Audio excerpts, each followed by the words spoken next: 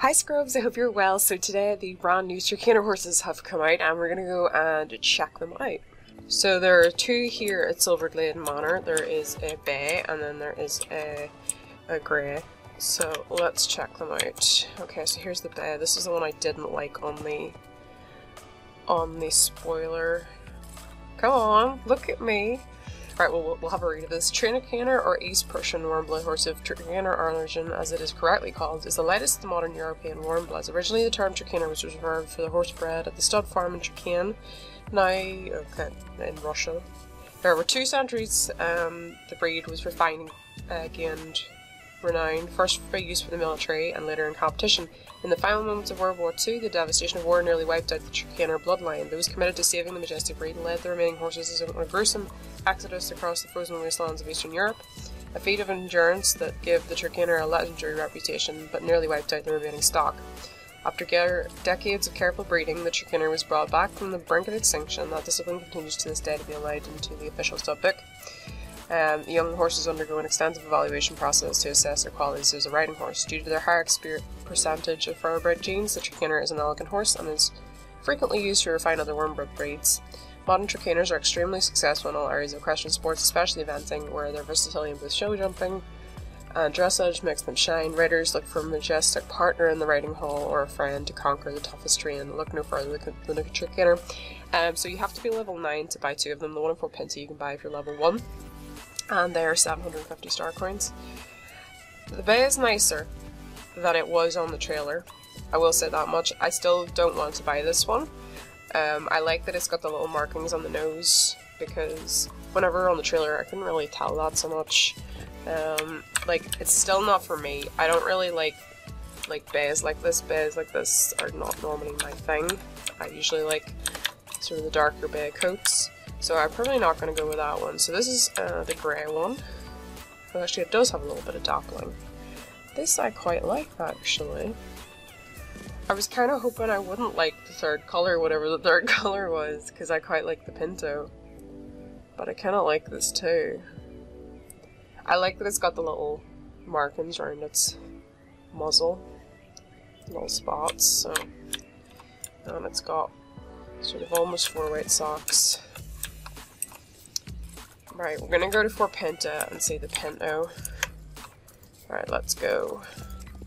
Okay, so here's the Pinto. I'm gonna get down to look at this, because this is the one I really did like on the trailer. So I want to know that I definitely still like it. Right, let me see this. This is cute. I like this a lot.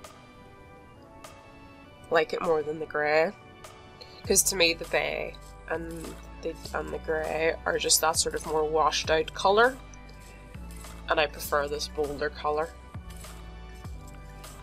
He's cute. I like this one. I think it's going to be this one. Right, now you need a name. This is the fun bit. This is always the fun bit, giving you a name.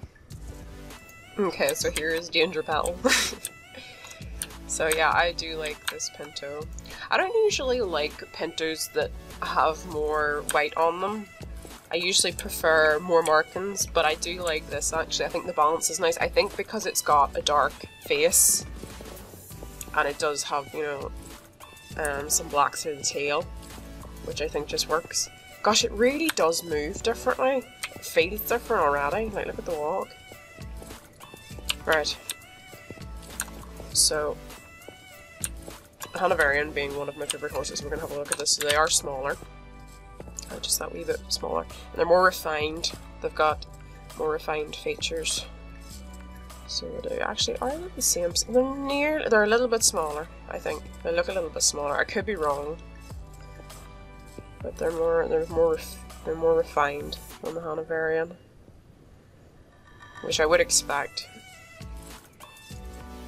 And they've a higher sort of head carriage nearly too. Right, we're gonna go outside and see this horse move, so let's go.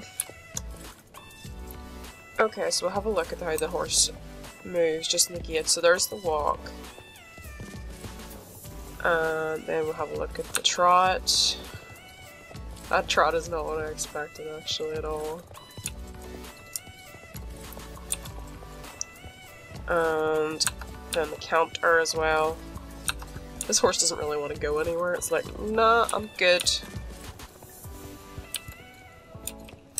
And then slow gallop. That was quite smooth. And then fast gallop finally.